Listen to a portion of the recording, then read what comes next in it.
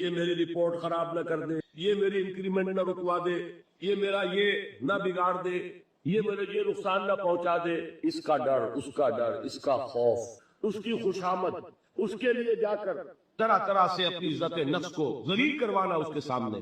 یہ سب کچھ کیوں کرتا ہے انسان؟ جب سمجھتا ہے کہ اس کے ہاتھ میں میرا کوئی نفع ہے، اس کے ہاتھ میں میرے لیے کوئی ضرر ہے، یہ مجھے کوئی گزن پہنچا سکتا ہے، یہ مجھے کوئی نقصان پہنچا سکتا ہے، یہ میرے کوئی کام بنا سکتا ہے، یہ میری کوئی ضرورت پوری کر سکتا ہے، اسی کا نام شرک. جہاں آپ نے یہ سمجھا کہ غیر اللہ کے اندر کوئی طاقت موجود ہے، وہی شرک. بتوں سے تجھ کو امید ہے، خدا سے نومیدی، مجھے بتا تو صحیح اور کافری کیا ہے. شرک جس پر بھی تمہیں یہ خیال ہے، کلمہ ہے یہ کلمہ سوم، لا حول ولا قوت الا باللہ. ذرا اس پر دل کو کبھی اگر آپ تصور کریں، پھر فرض کریں، دل تھک جائے، اس پر کوئی طاقت نہیں. یہی بات تھی جو شیخ عبد القادر جیلانی رحمۃ اللہ علیہ نے اپنی وصیت میں اپنے بچے سے کہی. 11ویں دینے والے ہیں، لیکن حضرت شیخ عبد القادر جیلانی کی وصیت اور تعلیمات کو کتنے لوگ جانتے؟ یہ جن مقامات تک پہنچے ہیں وہ کس چیز کی بدولت پہنچے؟ انہوں نے جو پیغام دیا وہ کیا تھا؟ اے میرے بچے، جس طریقے سے قرآن مجید میں حضرت لقمان کی نصیحتیں جو ہے نقل کر دی گئی ہیں، میں یہ عرض کروں گا بالفرض اگر قرآن حضرت عبد القادر جیلانی کے بعد نازل ہوا ہوتا تو شیخ عبد القادر کی یہ نصیحتیں بھی قرآن میں درج ہوتی. اتنی اونچی نصیحتیں ہیں. اے میرے بچے، اس حقیقت کو ذہن نشین کر لے، لا فاعل فی الحقیقت ولا مؤثر الا اللہ. اس کائنات میں نہ کوئی فاعل حقیقی ہے، نہ مؤثر حقیقی ہے سوائے اللہ. کسی شے میں کوئی تاثیر نہیں اگر اللہ نہ چاہے. آگ جلا نہیں سکتی اگر اللہ نہ چاہے، پانی ڈبو نہیں سکتا اگر اللہ نہ چاہے، زہر ہلاک نہیں کر سکتا اگر اللہ نہ چاہے، کوئی چیز فائدہ نہیں پہنچا سکتی اگر اللہ نہ چاہے. تو در در پہ کیوں سر جھکاتے ہو؟ در در پر کیوں جب عیسائی کرتے ہو؟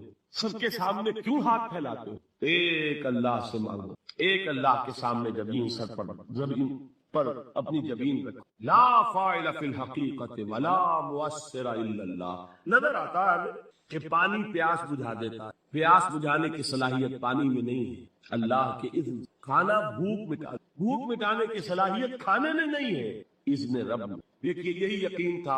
حضرت موسیٰ علیہ السلام کا واقعہ یاد کی. سامنے سمندر آ گیا، قوم دیکھتی ہے پیچھے کہ گرد و غبار کا طوفان. معلوم ہوا کہ فرعون اپنے لشکر سمیت آ گیا. لشکر جب چلتا تھا تیز رفتاری کے ساتھ تو گرد و غبار کا جو طوفان اٹھتا تھا اس کا تصور کی، اور لمحہ بلمحہ وہ قریب آ رہا. پوری قوم نے کیا کہا؟ اے موسیٰ انا لمدرکون، اے موسیٰ ہم کو پکڑے گئے. قرآن مجید میں تو یہاں وہ باتیں نہیں لکھی ہیں، لیکن تورات میں یہ درج ہے کہ بنی اسرائیل جھگڑنے لگے، دست و گریبان ہو گئے موسیٰ کے ساتھ. موسیٰ نے یہ فرمایا لا کر، اس سے تو وہی بہتر تھا، وہاں کھانے کو ملتا تھا، زندگی تو تھی، بیگار ہم کر رہے تھے، موت تو نہیں تھی. اب جو کچھ ہوگا اس کا تصور کرو، جس طریقے سے ہمارے ٹکڑے اڑائے جائیں. تو لڑ رہے ہیں حضرت موسیٰ علیہ السلام. یہ تورات کی تفسیر ہے. قرآن میں صرف اتنا آیا ہے، پریشان ہو کر انہوں نے کہا انا لمدرکون، موسیٰ ہم کو. اس وقت موسیٰ کا جواب کیا ہے؟ کلا ان معی ربی سیہدین. نہیں، میرے ساتھ میرا رب ہے، وہ راستہ دے گا. بتائیے کہاں راستہ نظر آ رہا؟ یہ ہے ایمان بالغیب. راستہ نظر نہ آئے تب اللہ پر یقین ایمان ہے. جیب میں پیسے ہو تب دل کو اطمینان ہے. تو ایمان کس پر ہوا؟ پیسے اللہ پر نہیں. جب وسائل و ذرائع نہ ہو اور پھر یہ کہ اللہ مسبب الاسباب ہے، وہ اسباب کا پابند نہیں، وہ اسباب کا محتاج نہیں ہے، اسباب اس کے محتاج ہے. اگر یہ یقین ہے تو اللہ پر ایمان ہے. یہ نہیں ہے تو تمہارا ایمان اسباب پر ہے، وسائل پر ہے، ذرائع پر ہے، مادیات پر ہے، اللہ پر. اس وقت کہاں راستہ تھا؟ تو راستہ تھا سمندر ہے اور ادھر سے لشکر آ گیا ہے. کلا ان معی ربی سیہدین. اب دیکھیے ایمان کہہ دینا آسان ہے، ہوا معکم اینما کنتم، جہاں کہیں بھی تم ہوتے ہو اللہ تمہارے ساتھ ہوتا. لیکن اس کا یقین قائم ہو جائے تو زمین و آسمان کی فرق ہے. الف لام میم یہ حروف مقطعات ہیں جن کے بارے میں اجمالی گفتگو سورہ بقرہ کے آغاز میں ہم کر چکے. اللہ لا الہ الا هو الحی القیوم، یہ الفاظ آیت الکرسی کے آغاز میں سورہ بقرہ میں آ چکے. ایک بات نوٹ کر لیجئے کہ ایک حدیث میں آتا ہے کہ اللہ کا ایک اسم اعظم ہے کہ جس کے حوالے سے اگر کوئی چیز اللہ سے مانگی جائے تو وہ ضرور دیتا ہے، لیکن اس کو حضور نے بتایا نہیں کہ وہ اسم اعظم کون سا ہے. کچھ اشارے کی، جیسے رمضان میں ایک شب ہے لیلۃ القدر جو 1000 مہینوں سے افضل ہے، تعین کے ساتھ نہیں بتایا کون سی تاکہ تلاش کرو، زیادہ ذوق و شوق کا معاملہ ہو. لیکن جو اشارات آپ نے کیے ہیں اس سے اندازہ ہوتا ہے کیونکہ یہ فرمایا گیا کہ یہ 3 صورتوں میں ہے، سورہ بقرہ میں، سورہ آل عمران میں اور سورہ طٰہٰ میں۔ وہ الفاظ الحی القیوم جو مشترک ہیں، سورہ بقرہ میں آیت الکرسی میں آئے ہیں، آل عمران بھی یہاں دوسری آیت میں موجود ہے، اور سورہ طٰہٰ کے بھی شروع کے اندر موجود ہے۔ نزل میں نے جو آپ کو بڑے بڑے حکمت کے موتی اور بڑے بڑے پھول آپ کو گنوائے ہیں، آیت الآیات، آیت البر، آیت الاختلاف، اور اب یہ ہے آیت الکرس، توحید کے عظیم ترین خزانوں میں سے، یہ سیدۃ آیات القرآن۔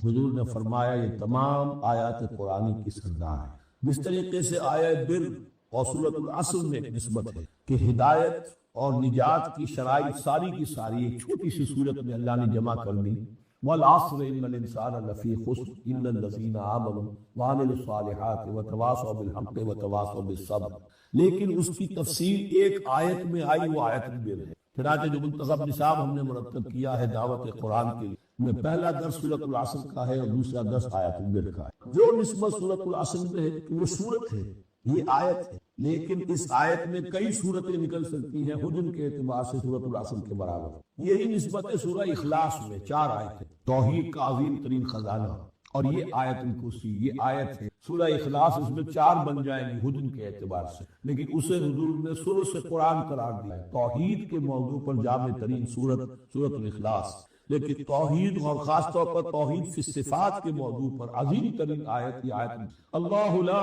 الہ الا ہو، اللہ وہ معبود برحق ہے جس کے سوا کوئی الہ، بڑا کیٹیگوری، الحی القیوم، وہ زندہ ہے از خود اور باخود، اس کی زندگی مستعار نہیں ہے۔ وہ جو کہا ہے کہ مانگ کے لائے تھے 4 دن، 2 آرزو میں کٹ گئے 2 انتظار میں، عمر دراز مانگ کے لائے تھے، اللہ کی زندگی ہے، اس کی از خود زندگی کسی کی دی ہوئی نہیں، اور اس زندگی میں کوئی ضعف نہیں، کوئی کمزوری نہیں، کوئی احتیاج نہیں، آگے آ جائے گا، نہ اسے نیند آتی ہے نہ اونگ آتی ہے۔ قیوم صرف اپنی جگہ وہ زندہ جاوید ہستی ہے، اور باقی ہر شے کا وجود اس کے حکم سے قائم ہے، کوئی شے قائم نہیں ہے بغیر اس کے اذن۔ تو گویا کہ الحد، احد اور الصمد، اللہ اپنی جگہ احد لیکن باقی پوری کائنات کے لیے صمد۔ جو سورہ اخلاص میں 2 الفاظ آئے ہیں، قل هو اللہ احد اللہ الصمد، اللہ حی ہے اور لا تاخذہ سنۃ ولا نوم، اس پر غالب نہیں ہو سکتی نہ نیند نہ اونگ، لہ ما فی السماوات و ما فی الارض، آسمان اور زمین میں جو کچھ ہے اسی کا ہے، ملکیت تامہ، ملکیت حقیقی۔ من ذا الذی یشفع عندہ الا باذنہ، کون ہے وہ جو شفاعت کر سکے اس کے پاس مگر اس کی اجازت۔ اب یہ مقام آیا ہے سورہ بقرہ میں پہلی مرتبہ، 3 مرتبہ کیٹیگوریکل ڈینائل کے بعد، کوئی شفاعت، کوئی شفاعت نہیں، کوئی شفاعت۔ یہاں بھی جو انداز ہے بہت ہی جلالی انداز ہے، من ذا الذی، کس کی حیثیت ہے، کس کا یہ مقام ہے، کس کو یہ زور حاصل ہے کہ وہ اپنے اختیار کے بل پر تو اپنی حیثیت کی بنیاد پر شفاعت کر سکے؟ ہاں، جس کے لیے اللہ استثناء کے ساتھ شفاعت کا یہاں پر پہلی مرتبہ ہے، ورنہ سورہ بقرہ کے 6 رکوع کی دوسری آیت وَاتَّقُوا اللَّهَ وَلَا تَجْزِي نَفْسٌ عَن نَفْسٍ شَيْئًا وَلَا يُقْبَلُ مِنْهَا شَفَاعَةٌ وَلَا يُؤْخَذُ مِنْهَا عَدْلٌ وَلَا هُمْ يُنصَرُونَ۔ 15 رکوع کی دوسری آیت وَاتَّقُوا يَوْمًا لَا تَجْزِي نَفْسٌ عَن نَفْسٍ شَيْئًا وَلَا يُقْبَلُ مِنْهَا عَدْلٌ وَلَا تَنفَعُهَا شَفَاعَةٌ وَلَا هُمْ يُنصَرُونَ۔ اور اب اس سے پہلے کی آیت میں آتا ہے وَلَا شَفَاعَةٌ، کوئی شفاعت مفید نہیں، لیکن یہ اس میں استثناء ہے۔ اب یہ ذرا باریک مسئلہ ہے کہ شفاعت حقہ کیا ہے، شفاعت باطلہ کیا ہے، تو دورہ ترجمہ قرآن میں اتنی تفاصیل کے ساتھ بحث نہیں کی جا سکتی، وہ ایک علیحدہ موضوع ہے۔ حال ہی میں نے اس پر اپنے درس ریکارڈ کرا دیے۔ یعلم ما بین ایدیہم وما خلفہم، وہ جانتا ہے جو کچھ ان کے سامنے اور جس کو پیچھے ہے۔ عام طور پر دنیا میں ہم سفارش کرتے ہیں تو کہتے ہیں کہ بھئی میں جانتا ہوں شخص کو بہتر، اصل میں جیسا کچھ یہ نظر آتا ہے ویسا نہیں ہے، یا جیسا کچھ فیکٹس آن دی فائل آ گئے ہیں وہ بڑے ہی ڈیسیونگ ہے، اصل حقائق کچھ اور ہے اس کیس کے، وہ میں آپ کو بتا دوں۔ یہ بات اللہ کے سامنے کون کہہ سکتا ہے، جبکہ اللہ تو جانتا ہے جو کچھ ان کے سامنے جو کچھ ان کے پیچھے ہے، اور ان کا حال یہ وَلَا يُحِيطُونَ بِشَيْءٍ مِّنْ عِلْمِهِ إِلَّا بِمَا شَاءَ، اور وہ احاطہ کر بھی نہیں سکتے اللہ کے علم سے کسی شے کا سوائے اس کے جو اللہ چاہے۔ باقی ہر ایک کے پاس علم جو ہے اللہ کا عطائی علم ہے، دیا ہوا علم ہے، محدود علم ہے، بڑے سے بڑا رسول ہو، بڑے سے بڑا ولی ہو، بڑے سے بڑا فرشتہ ہو۔ لا علم لنا الا ما علمتنا، ہم پڑھائے 4 رکوع تو کون کہہ سکتا؟ من ذا الذی یشفع عنده الا باذنہ یعلم ما بین ایدیہم وما خلفہم ولا یحیطون بشیء من علمہ الا بما شاء وسع کرسیہ السماوات والارض اس کی کرسی تمام آسمانوں اور زمین کو محیط. اب کرسی کے دو مفہوم یہاں ہو سکتے ہیں. یہ اس کے جو معنی مراد ہے یعنی اس کا اقتدار، اس کی قدرت، اس کا جبر، اس کا اختیار، یہ اتھارٹی پوری کائنات. یہ بھی ہو سکتا ہے کہ اللہ تعالیٰ کے لیے ہم نہیں جان سکتے. یہ آیات متشابہات میں سے کہ کوئی شے بھی ہو واقعتاً جس کو ہم اسے کرسی کہہ سکتے. عرش، کرسی، ان سب کے بارے میں یہ دونوں باتیں ذہن میں رکھیے. یہ بھی ہو سکتا ہے کہ ان کی کوئی مجسم حقیقت ہو جو ہمارے ذہن سے، ہمارے تخیل سے ماورا ہے. اور یہ بھی ہو سکتا ہے اس سے استعارہ مراد، اس کا اقتدار و اختیار آسمانوں اور زمین پر چھایا ہوا. اس وقت یہ ہے کہ اصل نماز یہی ہے، یہ سورہ فاتحہ. چنانچہ میں آپ کو حدیث سنا رہا ہوں جو صحیح بخاری میں بھی ہے، صحیح مسلم میں بھی ہے، جامع ترمذی میں بھی ہے، سنن ابی داؤد میں بھی ہے، سنن نسائی میں بھی ہے، اور بہت سی. اور یہ عن عبادہ بن صامت رضی اللہ تعالی عنہ، حضرت عبادہ بن صامت سے مرفوعا کہ حضور نے فرمایا لا صلاۃ لمن لم یقرأ بفاتحۃ الکتاب، اس شخص کی کوئی نماز نہیں ہے جس نے کہ سورہ فاتحہ کی تلاوت. اب اس سے ہمارے ہاں ایک بڑا اختلاف ہوا، وہ نوٹ کر. ایک رائے یہ ہے آپ اگر علیحدہ نماز پڑھ رہے ہیں تو ظاہر بات ہے کہ آپ کو ہر رکعت میں خود پڑھنی ہی پڑھنی ہے سورہ فاتحہ. جب باجماعت پڑھ رہے ہیں اب کیا شکل ہے، امام پڑھ رہا ہے سورہ فاتحہ تو کیا مقتدی کو بھی پڑھنی چاہیے. اس حدیث میں جو الفاظ کی شدت ہے اس کی بنا پر رجحان یہ ہوتا ہے کہ یقیناً اس صورت میں ہر شخص کو لا صلاۃ لمن لم یقرأ بفاتحۃ الکتاب، جس نے کہ فاتحہ کی تلاوت نہیں کی، قرات نہیں کی، ان کی کوئی نماز ہی نہیں. تو یہ موقف ہے امام شافعی، یہی مسلک ہے ہمارے اہل حدیث بھائیوں کا کہ آپ چاہے اکیلے نماز پڑھ رہے ہو، چاہے امام کی، اور چاہے امام جو ہے وہ جہری رکعت پڑھا رہا ہے اور چاہے سری رکعت، خاموشی والی رکعت. سورہ آپ کو معلوم ہے کہ نماز جو زور اور عصر کی ہے تو چاروں رکعتیں جو ہے وہ صرف مغرب کے اندر آ کر دو جہری ہیں ایک سری، عشاء میں آ کر دو جہری ہیں دو سری، سورہ اور نماز فجر کے اندر دونوں جو ہے وہ جہری ہیں. تو چاہے جہری ہو چاہے سری، آپ کو بھی لازماً جو مقتدی ہے اسے بھی سورہ فاتحہ پڑھوگی. اب اس کے لیے انہوں نے یہ طریقہ جو ہے تلقین کیا کہ امام تیزی سے نہ پڑھے، رک کر الحمدللہ رب العالمین، اس کے بعد اتنا وقفہ دے دے کہ جو مقتدی ہے وہ بھی کہہ لے اپنے دل میں یا پڑھ لے الحمدللہ رب العالمین الرحمن الرحیم. تو یہ رک کر پڑھنا، خاص طور پر اگر آپ کو موقع ہوا ہو کسی اہل حدیث امام کی امامت میں نماز ادا کرنے کا، تو آپ دیکھیں گے کہ بڑا فرق ہے. ہمارے جو حنفی امام الحمدللہ رب العالمین الرحمن الرحیم مالک یوم الدین ایاک نعبد و ایاک نستعین، 4 آیتیں جو ہے وہ بھی ایک ساتھ میں. لیکن یہ کہ عام طور پر جو اہل حدیث حضرات ہیں وہ رک کر ٹھہر کر پڑھتے ہیں ترتیل کے انداز میں. یا پھر دوسری شکل انہوں نے ایک اور، یہ آپ سعودی عرب میں جب کبھی نماز پڑھیں گے اور آپ پڑھی ہو آپ نے، تو وہاں آپ دیکھیں گے کہ امام جو ہے وہ سورہ فاتحہ پڑھنے کے بعد کوئی 1 منٹ جو ہے خاموش ہے، تاکہ آپ اب جو مقتدی ہیں وہ اس وقفے میں وہ اب سورہ فاتحہ پھر وہ قرات کرے گا، کوئی اور آیات اس نے شامل کرنی ہے تو بعد میں شروع کرے گا،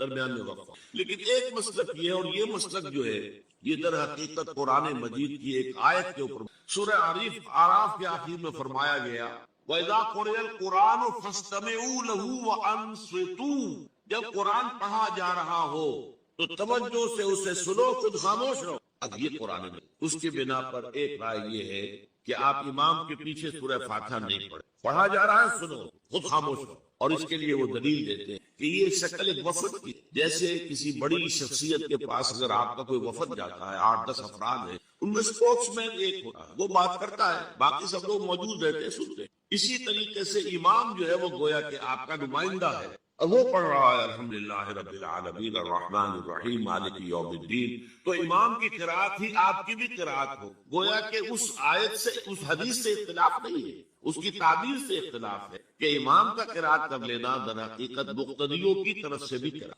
اس میں جو حنفی مسلک ہے وہ بہت سخت ہے، اور وہ یہ ہے کہ چاہے سری نماز ہو اور چاہے جہری ہو، ہر کسی بھی حالت میں مقتدی جو ہے وہ سورہ فاتحہ نہیں پڑھے. اب اس میں ذرا سا سوال پیدا ہوتا ہے کہ جہری رکعت میں تو اس آیت کا اطلاق ہو جائے گا کہ وَإِذَا قُرِئَ الْقُرْآنُ فَاسْتَمِعُوا لَهُ وَأَنصِتُوا، سری میں تو اس آیت کا اطلاق نہیں ہوتا. بہرحال یہ مسلک ہے امام شافعی کا، ایک انتہا پر ہے، ہر صورت میں سری ہو یا جہری ہو آپ کو پڑھنی ہی پڑھنی ہے. اور امام ابو حنیفہ دوسری انتہا پر ہے کہ چاہے سری ہو چاہے جاری ہو کسی شکل میں. امام مالک کا مسلک ہے درمیان میں، اور میں اس میں کوئی جھجک محسوس نہیں کرتا کہ میں آپ کے سامنے عرض کر دوں کہ میں اس پر عمل کروں. وہ کیا ہے؟ جہری نماز میں خاموش رہو اور سنو. اس آیت کا اطلاق ہو جائے گا جب بلند آواز سے پڑھ رہا ہے امام تو پوری توجہ فاستمعوا له، اپنی پوری توجہ کو اس کے سننے کے اوپر مرکوز کر دو اور خود خاموش. سری رکعت بتا جبکہ وہ بھی خاموشی سے پڑھ رہا آپ بھی. بہرحال ان چیزوں میں نے یہ سب کوئی بیان کیا ہے تو اس سے جو میرا مقصود ہے وہ یہ ہے کہ معلوم ہو جائے کہ اس میں کوئی بڑی بنیادی بات نہ یہ کہ جو حنفی ہیں وہ اس حدیث کا انکار کر کہ لا صلاۃ لمن لم یقرأ بفاتحۃ الکتاب، کیسے وہ انکار کریں گے؟ اور نہ ہی کوئی جو حنبلی ہے یا اہل حدیث ہے وہ قرآن کی اس آیت کا اختلاف سے جو ہے وہ اختلاف کر سکتا ہے کہ اذا قرئ القرآن فاستمعوا له وانصتوا. لیکن یہ کہ اس کے پھر اس سے جو احکام کا استنباط ہے اس میں اختلاف ہو جاتا ہے، تو اس کو نہیں سمجھنا چاہیے کہ یہ کوئی بہت بڑی بات کہ جو فرض نماز ہے اصل اہمیت ہمارے ہاں عام طور پر مذہبی حلقوں میں اور خاص طور پر جو ذرا متصوفانہ انداز کے رنگ کے وہ فرض کو تو بس ایسے ہی ادا کرتے ہیں جیسے بس اس کی کوئی اہمیت نہیں، بلکہ بعض لوگ وہ بھی ہیں فرض کو تب کر دیتے، نوافل پر سارا زور، صرف رات کی نماز پر زور دیا جا. فرض نمازوں کی حدت دیکھیں ایسے لوگ بالفعل دیکھیں. یہ تمام چیزیں جو ہے اس پھر راہ نبوت سے انسان کو ہٹا دیں. فرض کتنا فرض، نفل کی نوافل کے بارے میں جو ہے شریعت سے ثابت ہے. وہ تہجد بھی نافلۃ لک حضور کے لیے تو لازم تھی، باقی کے لیے لازم.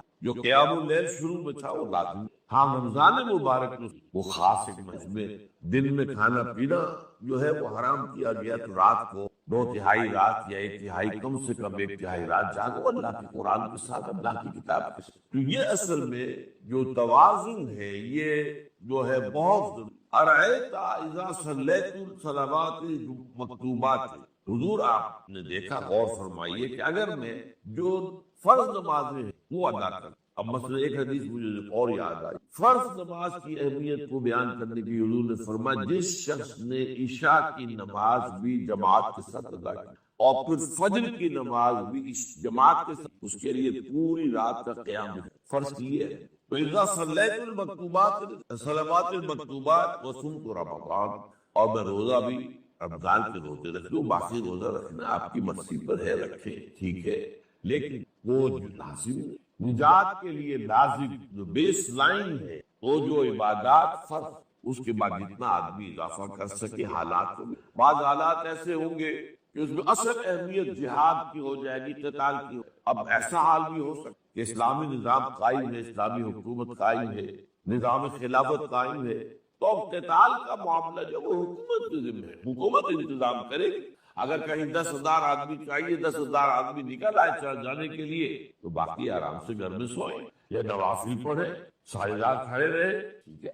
یہ تقرب بالنوافل کا. لیکن اگر اللہ کا دین جو ہے وہ مغلوب ہے، پامال ہے، اسے پاؤں تلے رودا جا رہا ہے، شریعت کی دھجیاں بکھیری جا رہی ہیں، عوامر کا استہزاء ہو رہا ہے، اور جو منکرات ہیں ان کی تبلیغ ہو رہی ہے، اس وقت آدمی نوافل میں لگا رہے، وہاں تو فرض ہو جائے امر بالمعروف نہی عن المنکر. جہاد اس کی جو بھی تقاضے ہو، اس کو سارے تقاضے اس کو بیان کرنے کا موقع نہیں. اس اصل سے اس فرض کو ترک کر کے نوافل میں لگیں گے، یہ نوافل منہ پر دے بارے. اس کو بہت زیادہ نمایاں کرنے کے لیے میں مثال دیتا ہوں. ذرا سوچئے، جب دامن احد میں معرکہ جاری تھا اور صحابہ کی جان پر، خود حضور کی جان پر بچی، آپ کو معلوم آپ زخمی ہوئے ہیں اور اتنا خون آپ کا بہہ گیا ہے کہ آپ بے ہوش ہو گئے اور خبر ہو گئی کہ آپ کا انتقال ہو گیا.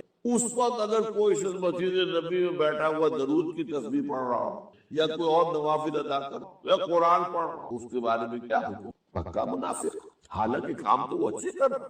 درود کی کتنی فضیلت آئی ہے، اور نوافل ہے یا قرآن کا پڑھنے کا ایک حرف کا 10 ثواب ہے.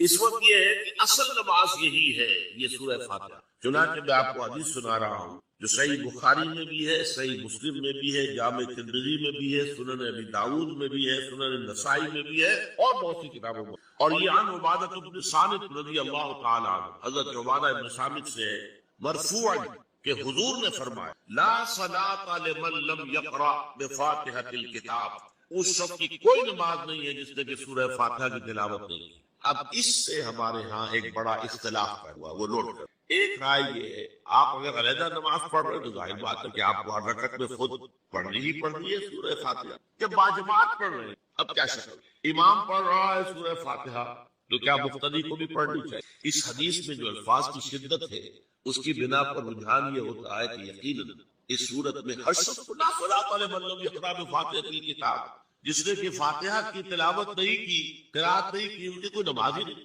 تو یہ موقف ہے امام شافعی، یہی مسلک ہے ہمارے اہل حدیث بھائیوں کا کہ آپ چاہے اکیلے نماز پڑھ رہے ہو، چاہے امام، اور چاہے امام جو ہے وہ جہری رکعت پڑھا رہا ہے اور چاہے سری رکعت، خاموشی والی رکعت سورہ، آپ کو معلوم ہے کہ نماز جو زور اور عصر کی ہے تو چاروں رکعتیں جو ہے وہ سری، مغرب کے اندر آ کر دو جہری ہیں ایک سری، عشاء میں آ کر دو جہری ہیں دو سری، سورہ اور نماز فجر کے اندر دونوں جو ہیں وہ جہری، تو چاہے جہری ہو چاہے سری آپ کو بھی لازماً جو مقتدی ہے اسے بھی سورہ فاتحہ پڑھو گی۔